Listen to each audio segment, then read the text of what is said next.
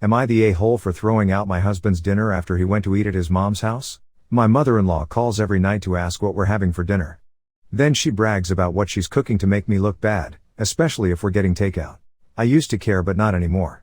But my husband would ask me to make dinner only for him to go eat the dinner his mom makes at her home, which is 10 minutes away, and using the "that's my favorite meal" excuse. Yesterday, I wanted to surprise him by cooking one of his favorite meals, and although I was busy, I took time off work to cook.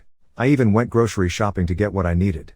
Later, as I was setting the table, his mom called. I told him he didn't have to answer, but he did like usual. She asked what we were having but acted surprised that I cooked this meal.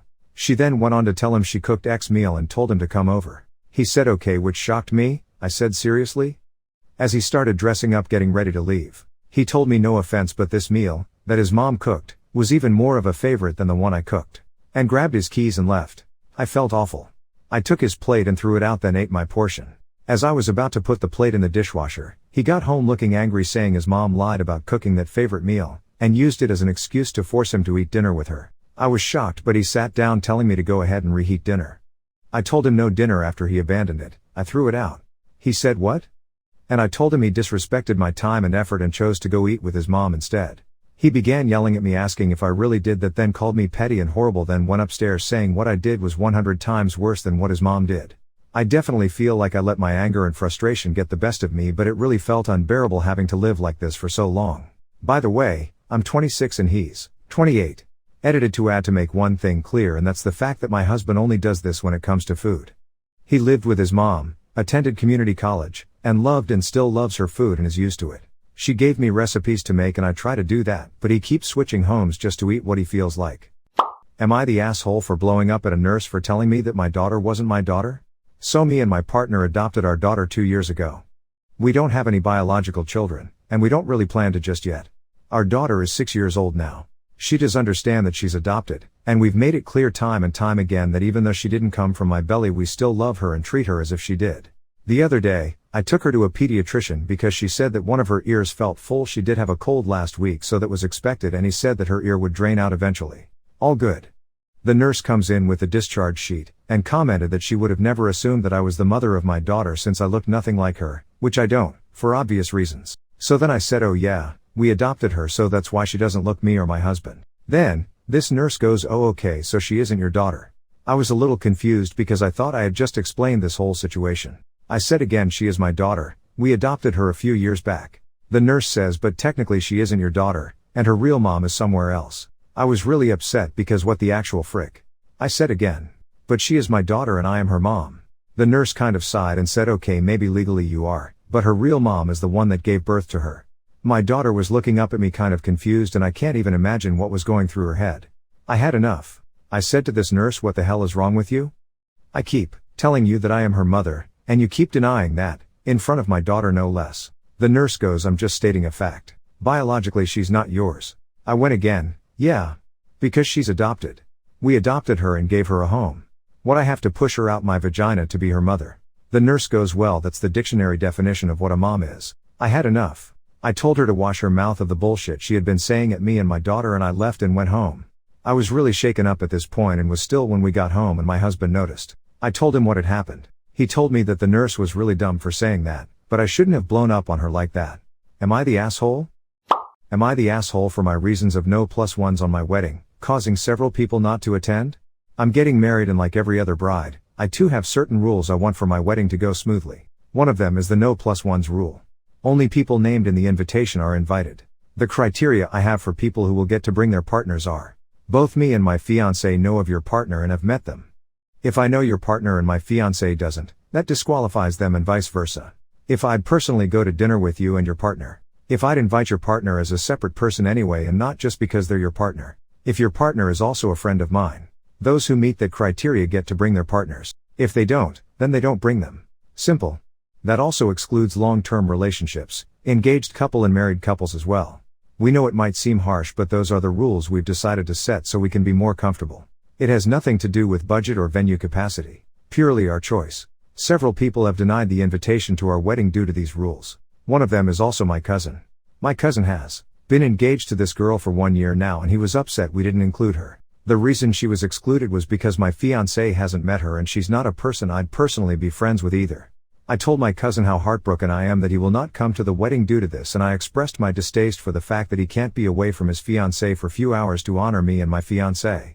Couples don't have to be together the whole time. Then he basically told me I'm being extremely disrespectful and a huge asshole. I asked him to explain and he said word for word. Let me get this clear. You want me to come to honor you to your wedding, honor your love story and all that, but you can't respect me enough to invite my fiancé? I can be without my fiancé for several hours. Heck, we even spend days apart in vacations with our own separate friend groups sometimes. What bothers me is not me being away from my fiancée for some hours, but the fact that you excluded her for those reasons. I told him those are the rules. Take it or leave it. He says he finds my rules extremely disrespectful, but since it's my wedding he has no say in it. I told him good, and to stop bullshitting me then and show his support and respect by attending. He said that while he respects my extremely exclusive and disrespectful rules, I am a fool to believe that he will care more about valuing my wedding over his fiancée. Am I the a-hole? Am I the asshole for getting tipsy and acting much drunker when I realized my siblings and cousins were trying to get me to babysit on a trip? My family was doing a family reunion trip to a resort. I went with my girlfriend, I'm also a girl, and my siblings, cousins, and their spouses and kids. The first day, a bunch of the couples seemed to just assume my girlfriend and I would babysit when we were hanging out at the beach barbecue, just telling their kids to go to us to play. We'd send them back to their parents a few times, but they'd complain they were busy and needed a break and ask us to help. But it didn't feel like just helping when it was looking like we were in charge of 7 kids all night while all their parents were getting drunk. We weren't planning on drinking much, we often don't drink at all, but we decided to grab some cocktails and water. We drank them and then got the idea of pretending to be shit-faced drunk so we'd stop being considered the sober babysitters of the trip. We decided to pretend each cup of ice water with lime was actually a double-shot vodka soda. So whenever we had one drink we could act like we had 2 extra strong ones. I grabbed us another round of cocktails and waters and we started the act, basically getting really boisterous, and purposely stumbling or swaying on our feet. We still had an eye out for the kids playing near us. My girlfriend got up and decided to teach me some ballet since she used to be a dancer, and she started doing moves messy on purpose and I'd copy them even worse, often falling down. My sister came over like, what the hell are you doing, and I slurred my voice on purpose and was like, she teaching me ballet. She's so good at it, babe, show her. Then my girlfriend, with great comedic timing, tripped over the legs of my beach chair and I grabbed her to keep her upright. My sister asked how much we drank and I looked at the cups by our chairs like, that was a Long Island iced tea I think? I had 2 of those. And those were some vodka sodas? But I think they were like double pours? So like 4 drinks each? But I guess they were strong? My sister was like, so those were all double or triple pours? That's 8 drinks each at least. And I said, not the iced tea ones, and she said Long Island iced teas have 2 or 3 shots each, and I said, oh, that must be why I'm feeling it, haha, maybe we should switch to beer, babe. Anyway, after that, my sister went to talk to the other parents, and they all suddenly took their kids back. We'd only had 2 single pour drinks each, so we just chilled for the rest of the night. The next few nights, my girlfriend and I didn't even have to put on much of an act. As soon as we'd grab a single fruity cocktail, nobody tried to make us babysit. But on the last night, my mom caught us about how we'd played drunk and she asked me what we meant. I owned up to it and said we hadn't actually gotten hammered that first night. We had 2 single pour drinks each and were just playing so that everyone would stop treating us like babysitters. Well, my mom told my brothers and sisters and they were pissed, saying that was immature of us to do, and really immature that we scared them into thinking their kids had been at risk. Am I the asshole for playing drunk? Am I the asshole for telling my daughter to stop faking DID and Tourette's on TikTok? My 43 female daughter Reese is 14 and in 8th grade. She's not allowed to use social media until she turns 15 in the fall, but recently I discovered that she has a TikTok account. She made videos showing her tics and claiming she had Tourette's. I've never seen her have any kind of tic before and she looked like she was highly exaggerating in her videos. There were others on her same account where she was role-playing alters. Reese is a really creative writer and they seemed like characters she would come up with in her stories. I decided to have a serious talk with my daughter because faking disorders like that can be harmful to people who actually have the disorders. I told Reese that I saw some of the videos she made and I asked her why she felt the need to do what she did. She said that posting some of her original stories and drawings did nothing because they got only a few views. She saw kids from her school that had viral videos of them having disorders, so she decided to try it. I told her that I love her no matter what, but she had to stop making these videos. Reese accused me of fake claiming her and said that she will make another video calling me out. Am I the asshole for taking a toddler to a coffee shop? Hi everyone, I feel like I need a general opinion check here. So for context, I, late 20s female, occasionally take my daughter, almost 1 year old, to a small coffee shop in the local mall. I'm a WFH mom, trying to run my company and to finish my postgraduate degree while raising my kid, while my husband spends all day at work. It gets a bit much sometimes. His workplace is one of those that demands a ton of team building activities etc., so he's often away long after hours. Anyone who's been home alone with a baby will know how tired you get and how hard it is to keep them a good company when you're cooped up all day. So now that finally the plague has been clearing up in my area, we've decided to start going places a bit more. There's a local mall with an open plan locally owned coffee shop. The place has 3 walls and is otherwise completely open into the mall lobby with a fountain, some of those coin slot kid attractions and such. I've decided to try it and have a coffee there a few months ago and found out my daughter loves it. She will look around sitting in her stroller while I drink my coffee in peace for once. The waitresses love her and know her by name and come to greet her. We leave a big tip to make up for any inconvenience we might cause. She recently started walking and loves to use any open space. I take her for a walk outside twice a day with the stroller and we stop and she walks around whenever.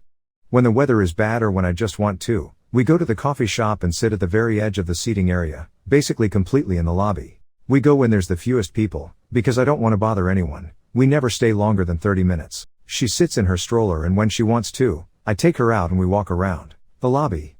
When someone smiles at her and they initiate a conversation, we stop and she smiles and babbles a bit at them and then we go. I steer her clear of anyone with a laptop/headphones/book/studying/ on a meeting, and if she ever gets cranky we're out of there immediately. Recently an old lady would sit down at the table next to us and stare. She'll whisper under her breath some things about not in our time, and floozies. Last time when we were leaving I felt it appropriate to at least say goodbye, have a nice day to the lady as we were saying so to the waiters and a nice gentleman who'd made funny faces at my kiddo. She looked at me like I spat at her and started mumbling something about horrible mother and no decency. I'm not a confrontational type so I just ignored it, but it's been bothering me. I've talked to my friends, most are child-free, and a few of them said I'm out of line bothering people with my child and that people go there to have some peace and quiet. The ones who have kids are on my side, so hence why I'm asking here. So, am I the asshole for taking my toddler to a coffee shop? Am I the asshole for not reading my ex-friend's essay about everything wrong with me? Recently a friend, 32 female, of 9 years who I, 27 female, considered one of my good friends texted me completely out of the blue saying that she didn't want to come to my wedding or be my friend anymore. Some backstory, I knew the friendship was fading but had just assumed we would slowly go our separate ways. Over the past few years I have often gone to her house to comfort her about everything that went wrong in her life, including things she really had a choice in changing. For example, she didn't counteroffer enough at her job before signing the contract, her new boyfriend snores and then she yells at him, her new electrical scooter's battery is too heavy to get to her great new job etc. In contrast, in the past few years my 2 parents have had 3 cancer diagnoses between them, and my sister died, and any time I tried to talk to her about this, she just changed the subject.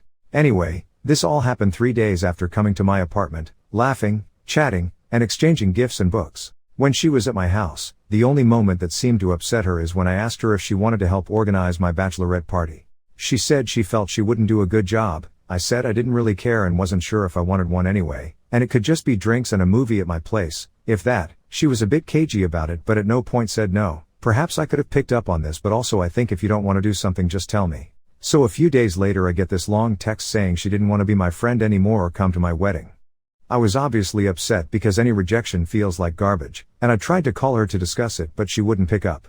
She said we should take time to let it sink in. I was still upset but just decided to give her some time. After a day or two I realized that anyone who would act like she did with no explanation wasn't someone I wanted to be friends with anyway. 5 days later, she messages to say she has written an essay on all her issues with me that I won't like. Also that it is too big to send by WhatsApp, frequently used in Europe for texting, so she will email it to me. This was accompanied by a lot of smiley emojis and friendly exclamation marks. I told her not so send the essay because I wouldn't read it as I no longer wanted anything to do with her, and I blocked her on WhatsApp. She then sent me green texts telling me I wouldn't grow if I didn't read this essay and that I was selfish. I then blocked her on everything. I'm sure I wasn't fully in the right, but the way she dealt with this whole situation seems completely wild to me. Am I the asshole for not reading her letter? Am I the asshole for siding with a friend who excluded someone else? I have a friend, fake name Abby, who wanted to learn nail art/tech as a hobby, not professionally, so about 8 months ago she bought the stuff and started to learn off YouTube. Me and some other friends supported her and let her try things on our hands. As a result, we walked around with some incredibly wonky acrylics and questionable nail art for a while, in the early months of her hobby. Now one of our friends, fake name Bella, wouldn't let Abby do anything on her nails because you were not good at it and I don't want ugly nails. Abby respected her and didn't ask her again. Well, Fast forward 8 months and Abby has gotten good at it. Really good. And all of us are now getting free nails from her, very beautiful ones at that. This is wonderful, because nail salons are shut in our area because of a certain virus. Bella has now asked Abby to do her nails, for free, because Abby does our other friends' nails for free. Abby refuses and says since Bella wasn't going to support her earlier, she can't reap the rewards now. Abby says she'll do Bella's nails if Bella pays her the average rate for a set of acrylics, to which Bella threw a small fit. All of us support Abby on this. I'm pretty sure there's a folk tale about a rabbit and some bread or something that basically sums this up. Bella has blocked Abby and is texting all of us repeatedly to block Abby as well. I get that Bella might think this is unfair, as I understand not wanting to have ugly nails and feeling left out when everyone else gets nice ones. Am I the asshole for siding with Abby and excluding Bella? Or is Abby being mean and petty? Am I the asshole for using photographs without paying the photographer? The other day while I was surfing, a photographer took pictures of me without asking me first. After surfing, she came to my friend and I and she asked us if we wanted to buy one of the pictures and we told her no. She gave us her website just in case we wanted to buy a picture later. That afternoon I saw on her website a couple of pictures of me and my friend that I really liked, but I was not going to pay for a picture that was taken of me without permission, so I decided to crop it to remove the watermark and I uploaded it to my Instagram. This morning I've woken up with a message from her on Instagram telling me that I've stolen her pictures and that I should pay her. I've told her that she should stop being a creep and she should ask before taking pictures. After that I've blocked her. Now she is crying about it on her Twitter. I know this because before blocking her, she was threatening me with exposing me on Twitter. Am I the asshole?